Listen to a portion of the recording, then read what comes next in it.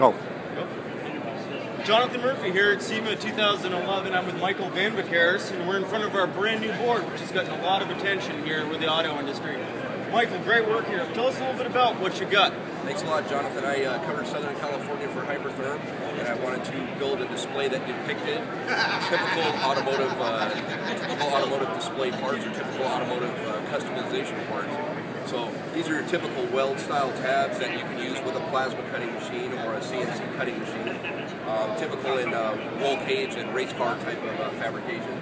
This would be considered a standard bumper bracket or some kind of a frame bracket that most guys would use. And right here we've got our display showing standard width cut and then our fine cut consumables. Right here we put together a tube notch setup and a tube cope setup. It's pretty typical with a lot of race car fabricators, so we'll be doing things like this with tubing. This part right here I put together to depict an older style pickup truck frame with a piece of plate welded to it, which would be a bumpered style bracket, and then we're able to gouge the material away and save the frame but remove the bracket. That shows another function of our machines. Expanded metal would be the same as cutting out a rusty floorboard, which would be right here. So the arc will stay on continuously, allowing you to cut the floorboard out without having to re-trigger. This is a real common automotive customization part here, a typical frame C-notch where you can cut the tube out and then put it back in to lower a car or a truck.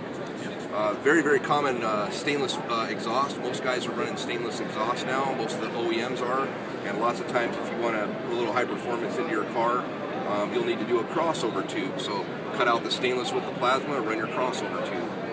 This piece right here I put together depicting people that put in gauges in a race car dash, and you can use this as a template with the plasma torch instead of using a standard hole saw, which is very difficult, Jonathan. That's just not a fun deal to do.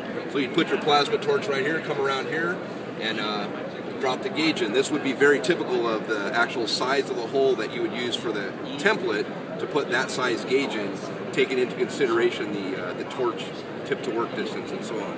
And then these are other parts here, base plates for roll cage work, an off-road grill guard for a bumper, and then CNC capabilities with all of our machines, like this right here. Obviously our Hypertherm logo was cut out in a piece of 1/8" plate. There's a little bit of celebrity action behind this piece, right? Yeah, this piece was actually cut out by our guy Eddie Paul. He's a famous auto customizer, and he cut this out for us on his little CNC machine using one of the Hypertherm plasmas that he has. He relies on that for his livelihood.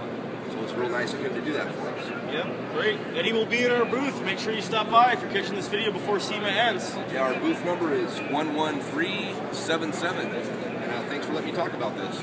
Thanks a lot. That's all from SEMA.